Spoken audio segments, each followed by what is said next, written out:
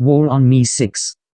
War has started on the Flying Spurs Discord server, but for how it started we must go back to the date of the 3rd of June.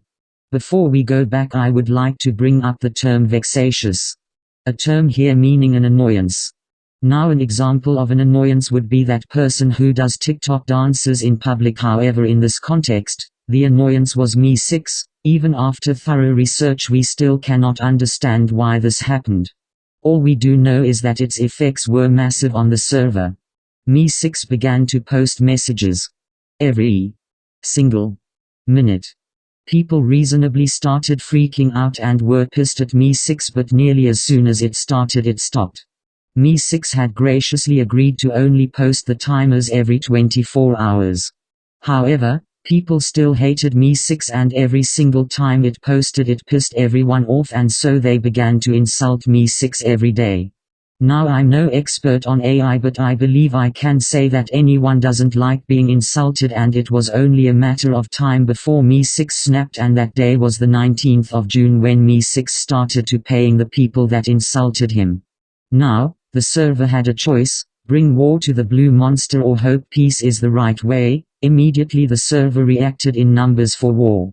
Oh, how naive we were at that time. We thought there would be no bloodshed and it would be a quick and easy war, as we had the likes of Monica, a boy 132, Nadi, a banana finale, an orphan murderer, a pro samurai, Tord Edi, and lastly Satoru.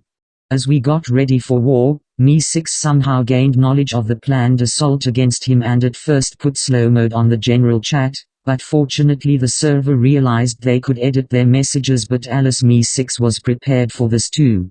He did the most heinous act of this whole story so far: he removed General from the server. In a state of dread, we decided to move our planning into another server without Me6. Me6 began to remind us every half an hour of our impending doom and morale was lowering. It was this point we tried removing his administration role, but unfortunately I didn't get a chance, as he again predicted our next assault against him and he struck down one of our best soldiers.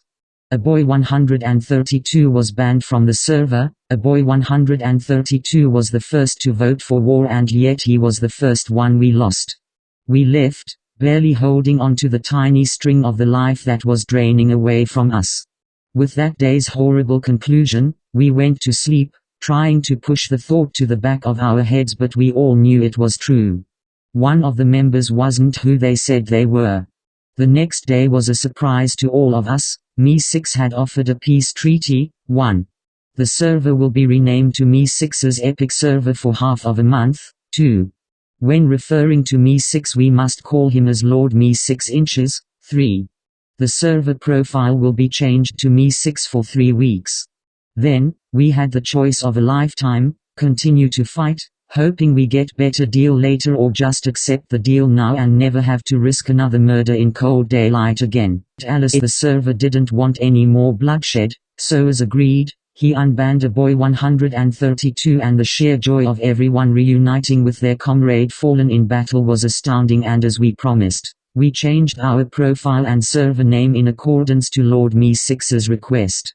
However, a thought emerged in all of our heads: what if we disobeyed this treaty? Nobody liked the new server, in fact we hated it, but that brought up something suspicious that Banana Finale had found out. It seemed as if the people who voted for peace were all alts, and the way they spoke indicated one thing: it was Me6 pulling the strings this whole time. Angry at such a defiance of democracy, we took down our profile and changed it back to its former self, and we were proud to be fighting for the glorious server of Flying Spurs. It was the day of 21st of June when the Blue War was finally over.